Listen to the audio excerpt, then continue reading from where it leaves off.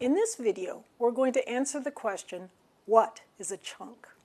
When you first look at a brand new concept, it sometimes doesn't make much sense, as shown by the jumbled puzzle pieces here. Chunking is the mental leap that helps you unite bits of information together through meaning. The new logical whole makes the chunk easier to remember and also makes it easier to fit the chunk into the larger picture of what you're learning. Just memorizing a fact without understanding or context doesn't help you understand what's really going on or how the concept fits together with other concepts you're learning.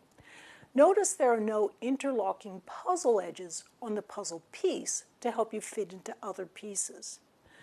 We talked earlier about working memory and how those 4 slots of working memory appear to hang out in the part of your brain right behind your forehead, known as the prefrontal cortex.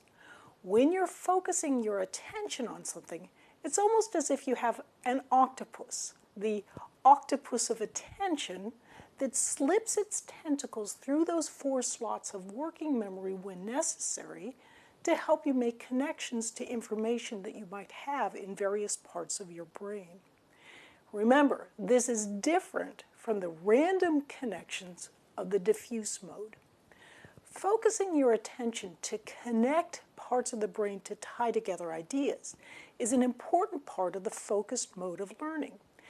It is also often what helps get you started in creating a chunk. Interestingly, when you're stressed, your attentional octopus begins to lose the ability to make some of those connections. This is why your brain doesn't seem to work right when you're angry, stressed, or afraid. Chunks are pieces of information, neuroscientifically speaking, that are bound together through meaning or use. You can take the letters P, O, and P and bind them together into one conceptual, easy-to-remember chunk, the word pop. It's like converting a cumbersome computer file into a zip file.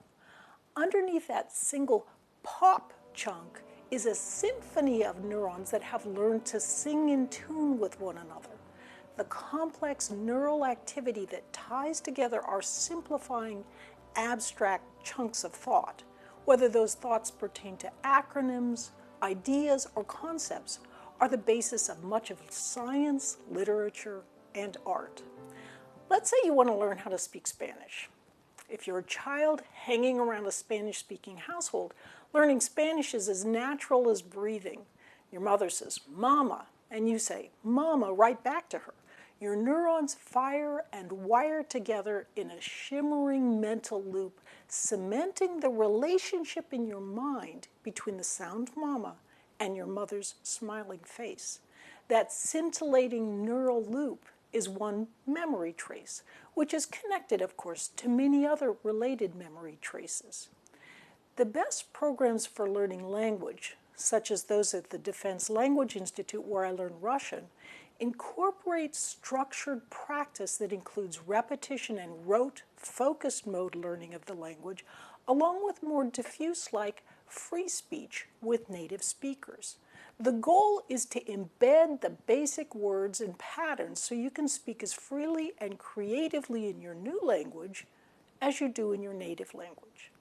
As it turns out, one of the first steps towards gaining expertise in academic topics is to create conceptual chunks, mental leaps that unite scattered bits of information through meaning.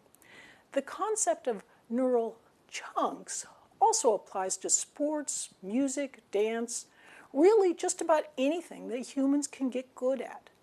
Basically, a chunk means a network of neurons that are used to firing together so you can think a thought or perform an action smoothly and effectively. Focused practice and repetition, the creation of strong memory traces, helps you to create chunks. The path to expertise is built little by little. Small chunks can become larger, and all of the expertise serves to underpin more creative interpretations as you gradually become a master of the material. In other words, as you'll see later, practice and repetition in building chunks aren't all you need to become a truly creative master of the material you're learning. Chunking helps your brain run more efficiently. Once you chunk an idea, a concept, or an action, you don't need to remember all the little underlying details. You've got the main idea, the chunk, and that's enough. It's like getting dressed in the morning. You just think one simple thought, like, I'll get dressed. But it's amazing when you realize the complex swirl of underlying activities that take place with that one simple chunk of thought. Next, we'll talk about how you can form a chunk. I'm Barbara Oakley.